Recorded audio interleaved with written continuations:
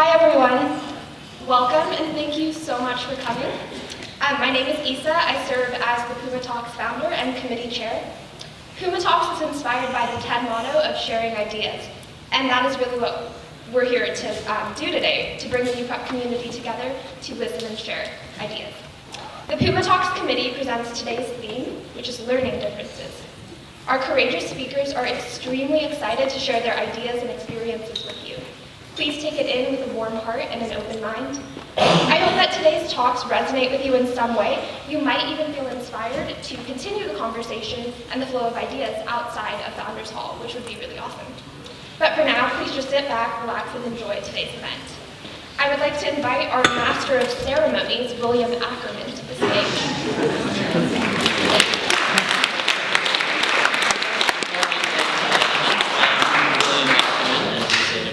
The prestigious title of Master of Ceremonies that's me. So first we will be having our learning specialist, Dr. Cutter, speaking. Then we will be having Kelly Pilichowski, Sahil Pirelli, and Connor Finkbinder.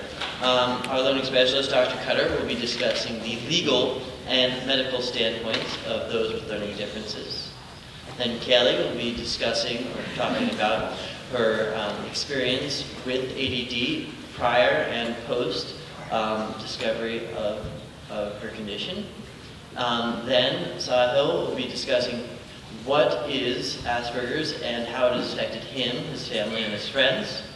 And finally, Connor will most graciously be discussing his special perspective on the world that he's gained from dysgraphia, despite the troubles that has given him in the learning environment in which we all reside. So I'm welcoming to the stage now Dr. Cutter.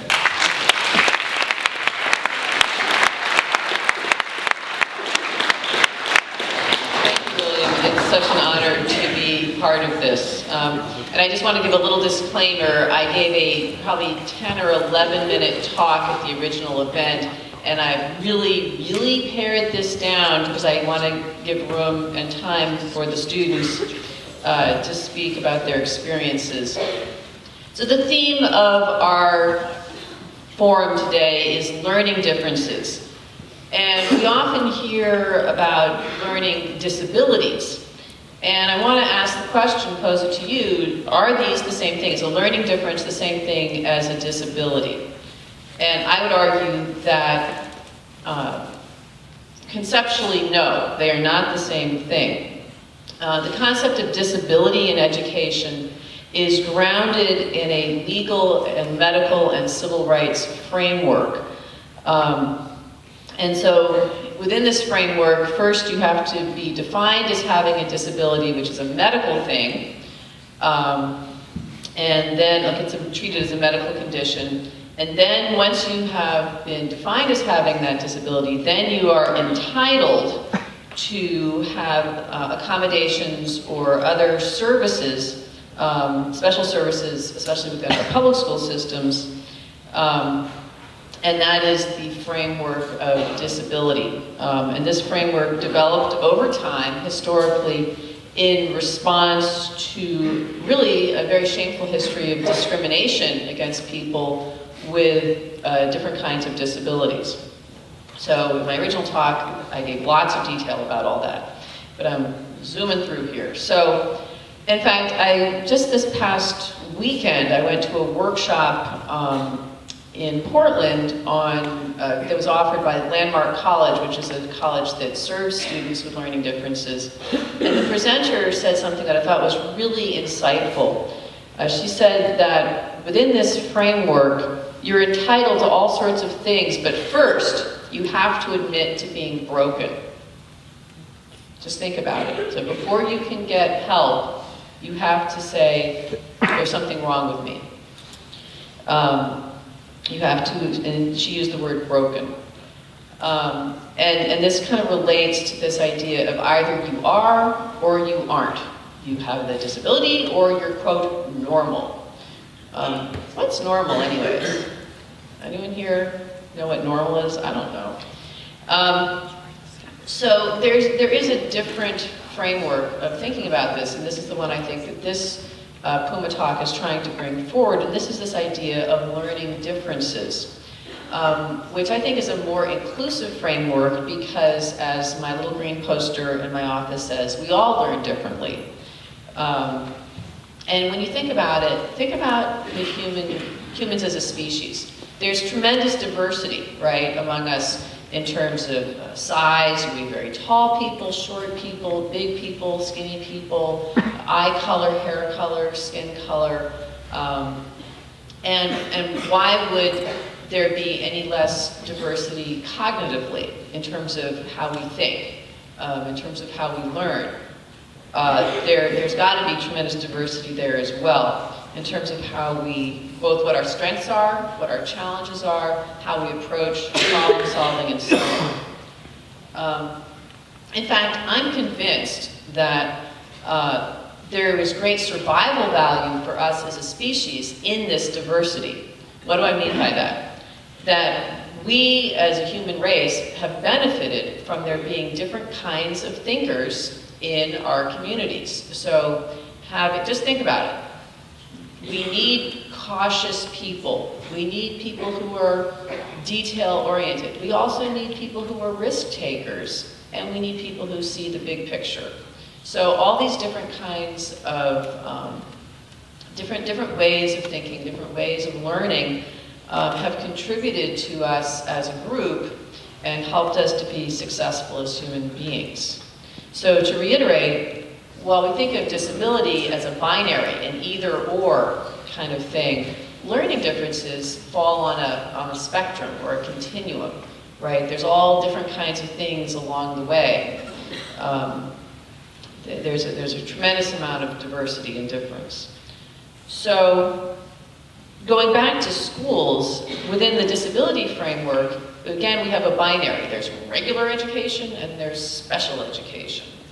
But in a learning difference framework, we could acknowledge that everybody learns differently and build right into the way we teach a variety of ways of teaching and a variety of ways of assessing learners. Now, I'm not arguing that we should just overturn or get rid of the laws that exist, the special education laws, the civil rights laws that protect people with disabilities. Because, to be perfectly honest with you, adults and children who are identified as having disabilities continue to be discriminated against and continue to need protection under the law.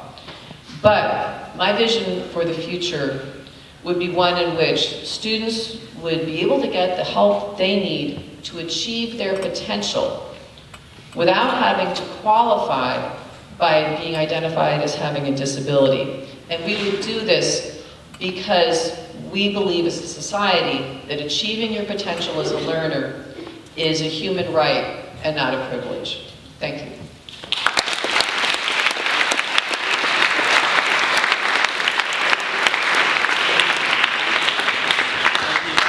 That was quite lovely, and can we now welcome Kelly to the stage?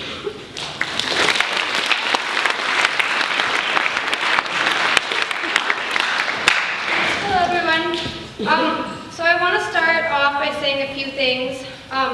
First of all, I want to note that I'm talking today about ADD, which is attention deficit disorder, not ADHD, which is attention deficit hyperactivity disorder, because I think it's important to note that there are actually two different things. Another thing I want to note is that this is just my personal experience, and that I know that there are a lot of people that have had different experiences, but I know that my experience can't generalize all of those in one speech. And then I also want to note that the purpose of this speech is mostly just to inform you guys.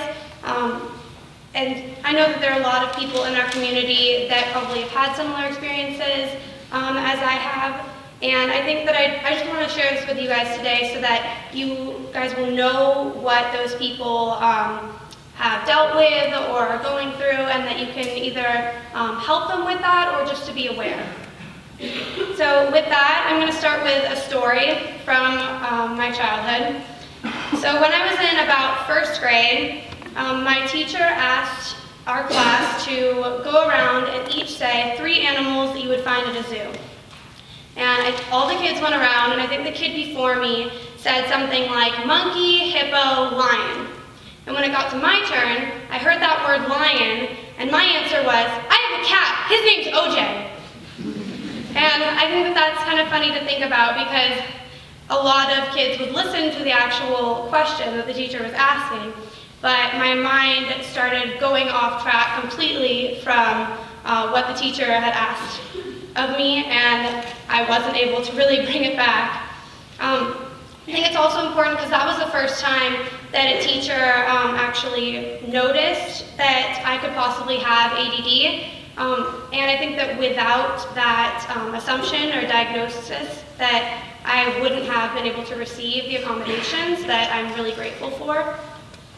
I think that, or I believe that ADD is something that's really difficult to notice in a lot of students, but I think that it's important for schools to identify those students and be able to help them no matter how big or small their learning difference is. Because I think that it's important that each student is treated individually and not just grouped together. So for those of you that don't know exactly what ADD is, I'm going to share with you guys a couple of the characteristics. So one of the main characteristics that many of you know ADD for is distractibility. And there are a lot of stereotypes about it, but a lot of them are actually true. That when I'm sitting in a classroom and I see a squirrel outside the window, I will not hesitate to pay attention to that squirrel instead of my teacher anymore. And usually it's not doing anything very more interesting than what my teacher's talking about. But another thing that I think is important to know is that ADD is tied to forgetfulness. And I like to make the excuse that I have long-term and short-term memory loss, which I don't even know if that's possible, but I like to blame how I forget everything on my ADD. Another thing that not everyone with ADD has, but one characteristic that's possible for people to have is slow processing time, and I have this, and one of my accommodations for it is that I get extra time on tests because it takes me about twice as long as everyone else to process something. And then a last thing is that I think is something that's kind of interesting is that people with ADD are kind of known to have an inaccurate concept of time. And this is another thing I like to blame on ADD because I say that it's the reason why I'm late for everything. And then I think it's important for you guys to note that there are many different kinds of ADD. Not a lot of people know this. I'm not going to go into them very much, but there are some that are regular, unfocused ADD, but there are some that are kind of sluggish or like the opposite of hyperactive. And then there are others that have to deal with like anger or aggression. But the type that I self-identify with is called overfocused ADD. And that has to deal with worrying excessively, or I get stuck in negative thought a lot, which can be really frustrating. And it also means that I'm very inflexible with like group projects, or like if something isn't done like the way that I have it in my brain, it's really, really hard for me to like deal with that. So that's why like group projects are very difficult for me. And that has to deal kind of with a little bit of like OCD or perfectionism. Is because if it's like it has to be a certain way, and if it's not that way, I'm gonna go crazy. And then another thing is that I have trouble shifting attention from one topic to another really easily.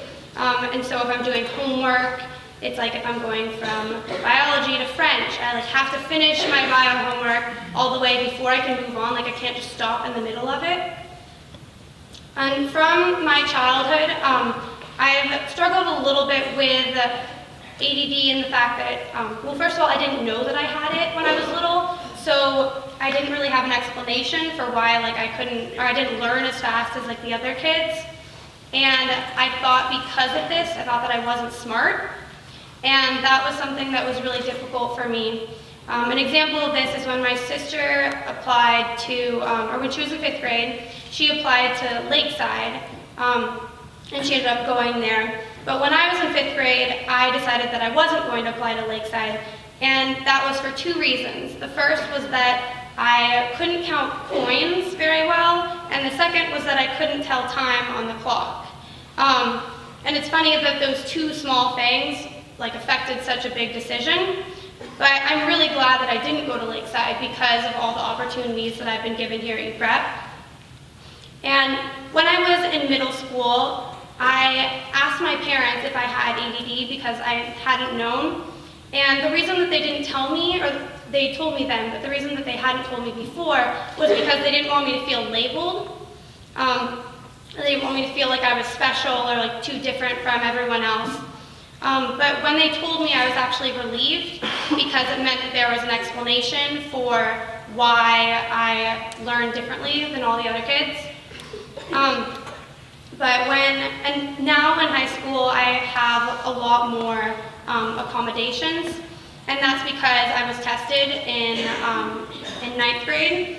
And something that really helped boost my confidence is in 9th grade, the lady that tested me, she actually told me that I was really smart, but that I just processed things slower than everyone else. And that was something that was really important for me to hear because previously I thought that I just wasn't smart enough. But I really appreciated how UPrep has handled giving me everything that I need in terms of accommodations. And I think that it's important for a lot of schools to teach like that because each teacher really works on helping each student individually and not just grouping the entire class together and expecting them to move along at the same pace. Because often what happens is when a lot of schools do that, is there are people that get left behind, and they assume that those people that get left behind they assume that those people just aren't trying as hard or they're not smart enough. But actually they don't realize that there could be other differences, like they're not getting the accommodations or the extra time they need on tests. Because I've really benefited from what the school has given me, I want to make sure, or I think that it's really important for other schools to do the same thing and for kids that have learning differences to be able to have the same opportunities that I had. So I think it's important to understand everyone's circumstances to create a more open and accepting community. Thank you guys.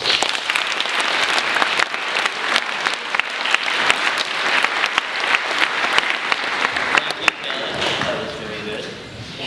Next, we will have Sahil come up and speak. And if there's anybody who embodied or can embody a word like tenacity, I believe it would be Sahil. The story is very, very nice. Sahil, please do come up.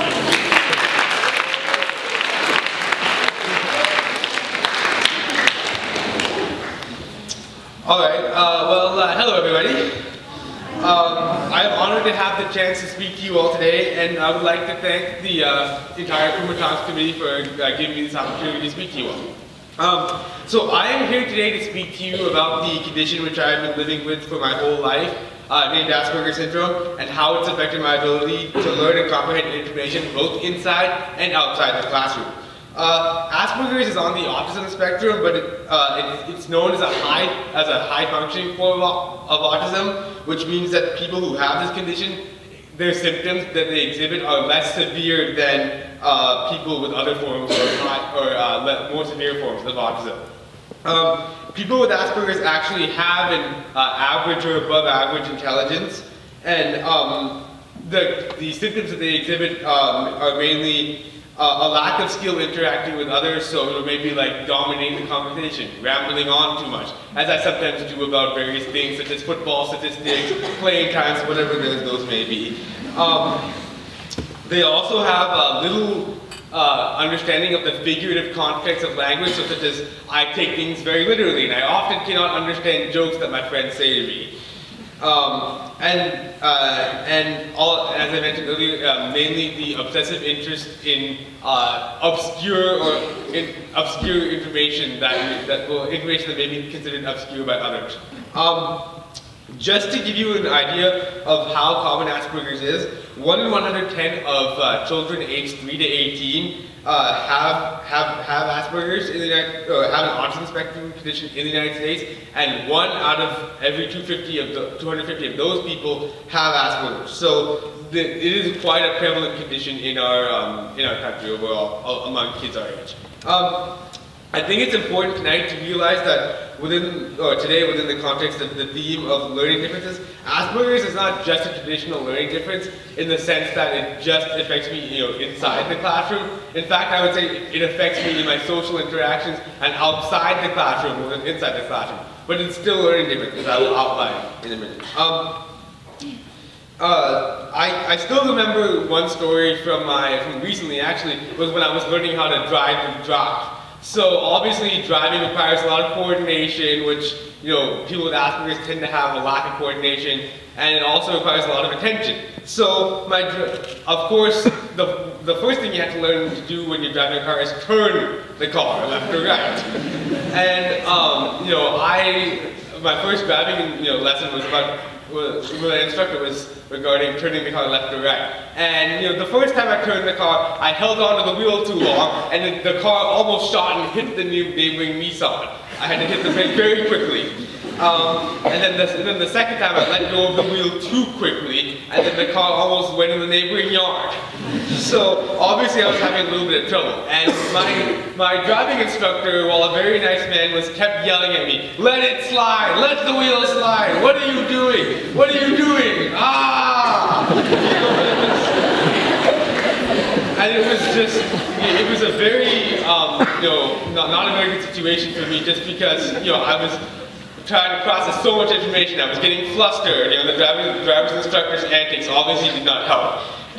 But I was able to eventually learn the skill I pulled over the car. I said, "Okay, to my driving instructor, what exactly did I do wrong here?" And he showed me how to turn the car and everything, and I eventually was able to master that skill and parlayed that skill into obtaining my driver's license. So now I can obviously turn the car better.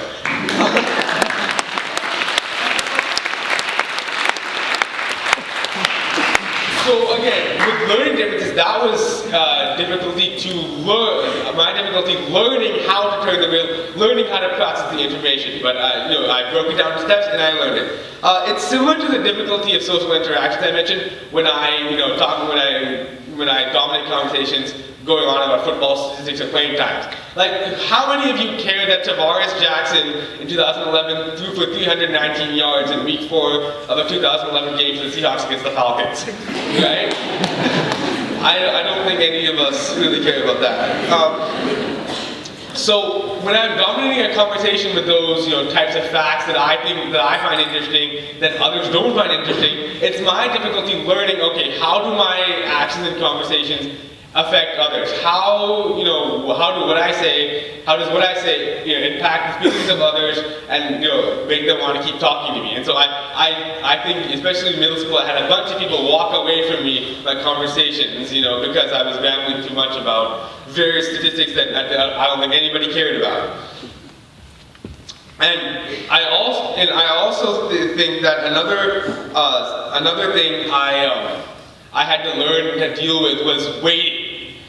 Waiting in line, waiting in traffic. That was not, people with Asperger's tend to have very little patience, and waiting in line and waiting in traffic, as we all know, requires tons of patience, or waiting for a plane to take off or whatever. And so, I can remember the daily commute across Montlake Boulevard. I live over here in Walhurst, and I went to elementary school over at Montlake, and that required, us to drive across the harrowing traffic of Montlake Boulevard every single day. And it was not fun. It was, I would throw a tantrum every day. Why are we moving? Why are we moving? Come on, we need to get there faster. And my mom would have to use the technique saying, "Okay, Sahil, if you stop crying, the cars will move," even though that wasn't true. And I sniffed that one out very quickly.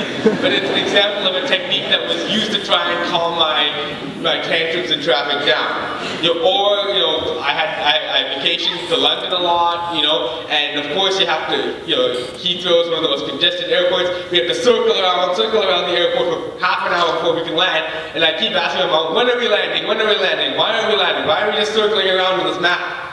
And so when I'm upset about those types of things having to wait, it's difficulty learning to understand, okay, you don't have control of the situation. I don't have control over how many planes are landing in Heathrow at one time of the day. I don't have any control of how many cars are driving down Montlake Boulevard. And I had to kind of learn that slowly. It's a basic concept, but that's something that I had to learn very slowly, and how to understand how to control my emotions related to those things. Now I'm going to talk about a little bit, I've already touched on this a little bit, but how I've got through and overcome my condition. So the first key, I think, is my family and my friends or acquaintances, understanding my situation. It's not always the most fun thing or the best thing for friends to come to understand, okay, my friend, or my son or my brother is different than everybody else, It's often very difficult to admit, but it really helps, and I have many people here at UPrep who obviously help me with that, and I'll talk about that more in a little bit. People gave me chances to help me succeed, people who I interacted with here at UPrep in middle school, for example, they gave me chances to talk to them. They said, okay, even though I was rambling on about these statistics that were not important, they still, let me talk to them for a bit, But then they also told me, okay, you might be talking about that too much, and so they gave me chances to kind of, trial by fire as such, and over time I learned kind of conversation skills that really helped me. The few people who didn't think of me as quote-unquote off, and interacting with me definitely helped me gain lots of confidence, and as I went through middle school and high school now. I pushed myself past my comfort zone as well. Comfort zone is a word that's often thrown around nowadays. For example, right, if I shooting a basketball was something I had difficulty as well. I would only shoot underhand, called the granny shot, before 6th grade. And when I started trying to shoot it overhand, I would miss the hoop completely. The ball wouldn't even go near the hoop; it would go straight on the line and hit the wall. But I used to say, why did I miss that shot? Why can't I shoot the ball? But slowly but surely I didn't, I started to not give up. I kept trying, and now, on JV basketball this year, I was told by my coach that I was one of the best free throw shooters on the team. So I improved that skill over time.